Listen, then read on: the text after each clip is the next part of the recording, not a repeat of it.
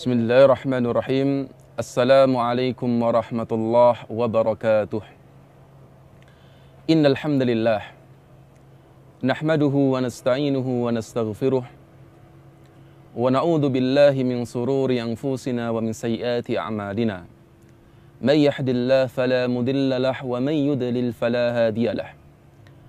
Asyhadu an la ilaha illallah wahdahu la syarikalah wa asyhadu anna Muhammadan abduhu wa rasuluh, amma ba'd. Ayyuhal muslimun rahimani wa rahimakumullah. Alhamdulillah, puji syukur kita panjatkan kepada Allah Subhanahu wa taala, yang mana pada pagi hari yang berbahagia ini kita senantiasa mendapatkan kenikmatan dari Allah Subhanahu wa taala, yang mana kenikmatan yang terbesar yang kita rasakan pada pagi hari ini adalah kenikmatan al-iman wal Islam. Oleh karena itu, Rasulullah sallallahu alaihi wasallam pernah ditanya oleh salah seorang sahabat radhiyallahu an, yang mana sahabat tersebut bertanya kepada Rasulullah sallallahu alaihi wasallam, "Ya Rasulullah, kulli fil islami qawlan la as'alu anhu ahadan ghairak."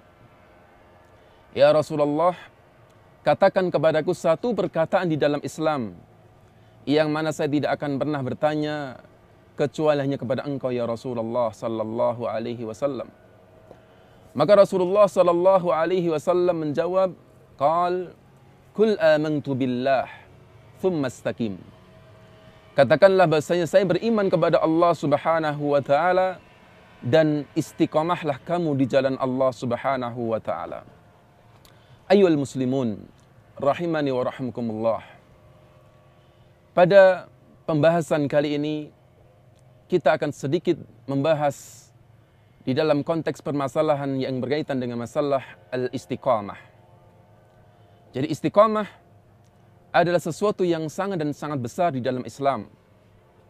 Sampai-sampai dikatakan oleh salah seorang sahabat radhiyallahu anhu bahasanya tidak ada satu ayat yang turun pada diri Rasulullah sallallahu alaihi wasallam yang lebih berat dari ayat yang mengatakan fastaqim kama umirta di dalam surat Hud. Yaitu ketika Rasulullah sallallahu alaihi wasallam diperintahkan untuk istiqamah di jalan Allah Subhanahu wa taala. Ini sesuatu yang sangat dan sangat berat bagi Rasulullah sallallahu alaihi wasallam, apalagi bagi kita sebagai umat Rasulullah yang jauh kita kedudukannya di bawah Rasulullah sallallahu alaihi wasallam. Sampai-sampai Rasulullah sallallahu alaihi wasallam mengatakan sayyabtani Hud wa akhwatuha, bahwasanya ayat yang ada di dalam surat Hud telah menjadikan rambutku beruban gara-gara ketika diperintahkan oleh Allah Subhanahu wa taala untuk istiqamah di jalan Allah Subhanahu wa taala. Maka kalau kita perhatikan ayyuhal muslimun, betapa banyak kita susah pikiran kita. Kita dibuat kita tua, uban kita semakin dan semakin banyak, bukan dikarenakan permasalahan istiqamah, tetapi di dalam permasalahan yang berkaitan dengan duniawiyah, berkaitan dengan harta, berkaitan dengan kedudukan, dan berkaitan dengan masalah-masalah dunia yang lainnya. Tetapi Rasulullah sallallahu alaihi wasallam mengatakan sayyabtani Hud wa akhwatuha, telah membuat rambutku beruban, yaitu surat Hud yang mana memerintahkan untuk istiqamah di jalan Allah Subhanahu wa taala. Oleh karena itu betul-betul masalah istiqamah adalah masalah yang sangat dan sangat berat. Masalah yang sangat dan sangat berat kecuali bagi orang-orang yang dimudahkan oleh Allah Subhanahu wa taala. Ayyuhal muslimun, setelah kita mengetahui bahwasanya permasalahan istiqamah adalah permasalahan yang sangat dan sangat berat, maka kita perlu mengetahui apa faedah dan keutamaan yang akan didapatkan bagi orang-orang yang istiqamah di jalan Allah Subhanahu wa taala. Maka cukuplah satu ayat yang disebutkan oleh Allah Subhanahu wa taala di dalam surat Fussilat, ketika Allah Subhanahu wa taala mengatakan innal ladzina qalu rabbunallah thumma istaqamu tatanazzalu 'alaihimul malaikah alla takhafu wa la tahzanu wa absiru bil jannati allati kuntum tu'adun nahnu awliya'ukum fil hayati dunya wa fil akhirah walakum fiha ma tashtahi anfusukum walakum fiha ma tad'un nuzulan min ghafurir rahim. Ayuhal muslimun, semoga ayat ini menjadi semangat kita untuk kita berusaha bagaimana kita bisa istiqamah di jalan Allah Subhanahu wa taala. Dijelaskan oleh Allah Subhanahu wa taala, innal ladzina qalu rabbuna Allah tsumma istaqamu.